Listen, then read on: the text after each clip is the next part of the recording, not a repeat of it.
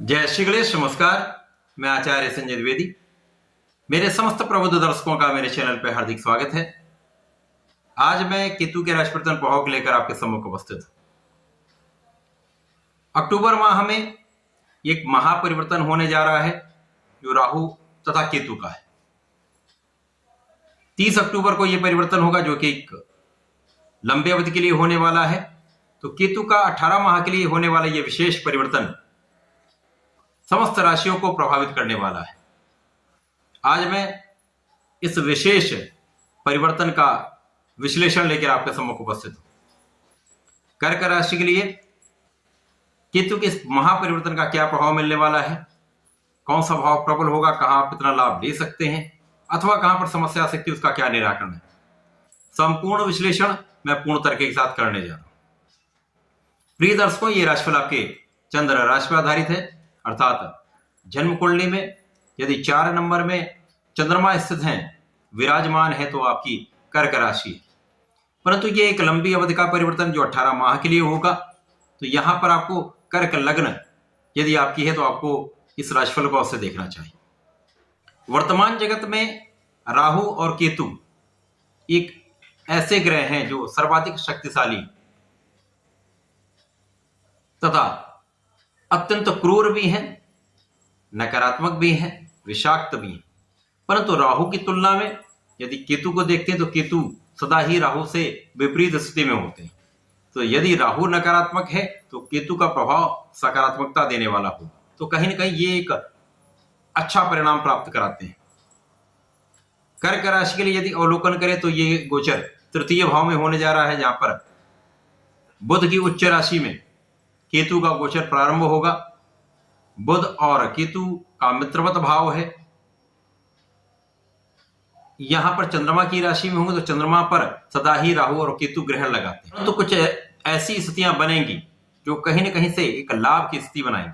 जैसे कि तृतीय भाव में जब केतु होंगे जो मित्र की राशि में है, तो मित्र की राशि में होकर आपके परिश्रम को बढ़ा दें, आपका पराक्रम आपके लिए लाभकारी होने वाला है। यद्यपि यहां पर मानसिक कष्ट होगा, तनाव हो सकता है, यहां पर आप बहुत सारे जो आपके मित्र हैं उनसे, स्वार्थी मित्रों से आप दूर हो जाएंगे। ये एक सबसे अच्छा भाव ये हो रहा है। यहां पर आपके अच्छे मित्र आपका साथ देंगे, छोटे भाई बहनों का सहयोग प्राप्त होगा, परंतु यहां पर कुछ आपसी क्लेश की संभावना भी दिखती है। केतु का प्रभाव कहीं ना कहीं राहु के प्रभाव को कुछ कम करने वाला है। राहु नवम भाव में, भाग्य भाव में होकर भाग्य को अवरुद्ध कर रहे हैं, परंतु केतु का प्रभाव कहीं ना कहीं से आपके कार्यों को बढ़ाने वाला होगा। ये इन प्रकार आपके कुछ कार्य बन जाएंगे।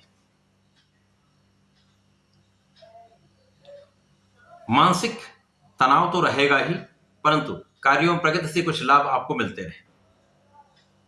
अब यहां पर केतु की दृष्टि का प्रभाव आपके नवम भाव पर है, जहां पर राहु का गोचर है।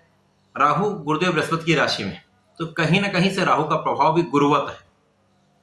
केतु का प्रभाव गुरु की राशि में होगा तो कुछ अच्छे लाभ मिलेंगे। जैसे गुरु का एक अच्छे भाव में होना आपके कार्य क्षेत्र में, जैसे मैंने कहा कि कार्य क्षेत्र में आपको लाभ की वृद्धि करता है, कार्य क्षेत्र में प्रगति होती रहती है, कार्य क्षेत्र से आपको लाभ मिलता रहता है, आप धन का अर्जन करते रहते हैं।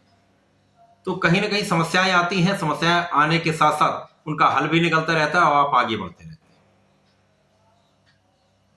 केतु की दृष्टि का प्रभाव आपके सप्तम भाव पर होगा। यहां पर मित्र की राशि है।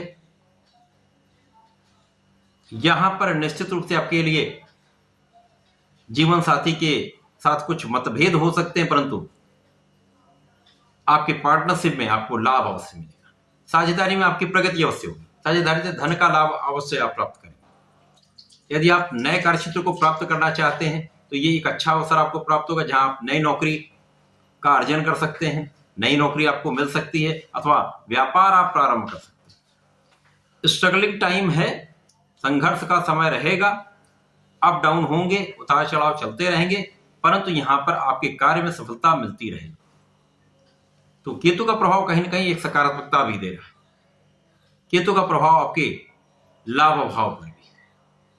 अब यहां पर मित्र की राशि है, निश्चित रूप से जैसा मैंने कहा, यहाँ पर जो चेन बन रही केतु की, केतु का प्रभाव परिश्रम बढ़ाने वाला है। केतु का प्रभाव आपके साझेदारी में आपको लाभ देगा, नए कार्य की प्राप्ति कराएगा, नए अवसर मिलेंगे तथा आपके लाभ की वृद्धि तो तभी होगी जब आप कार्य क्षेत्र में कुछ अच्छा करेंगे।